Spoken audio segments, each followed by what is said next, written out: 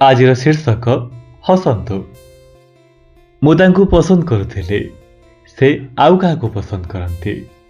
ତେଣୁ ମୁଁ ତାଙ୍କ ଖୁସି ପାଇଁ ତାଙ୍କୁ ଛାଡ଼ିଦେଲି, ସେଥିପାଇଁ ହସନ୍ତୁ।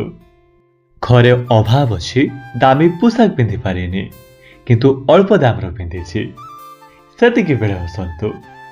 କାହାଙ୍କୁ ବୁଝଉଛନ୍ତି, ସେ ଜମା ବୁଝୁନାହାନ୍ତି, ତାଙ୍କୁ ସେଇଠି ବୁଝିବା ବନ୍ଦ କରନ୍ତୁ ଆଉ ହସନ୍ତୁ।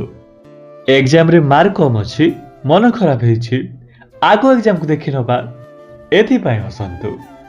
ରାସ୍ତାରେ ଯାଉ ଯାଉ ପଡ଼ିଗଲେ ଆଉ ଗୋଡ଼ ଛିଡ଼ିଗଲା, ଏଥିପାଇଁ ହସନ୍ତୁ। ଗୋଡ଼ ଛିଡ଼ିଗଲା, ଭାଙ୍ଗିଲାନି ତ? ହସନ୍ତୁ ହସନ୍ତୁ, ଜୋରକିନା ହସନ୍ତୁ।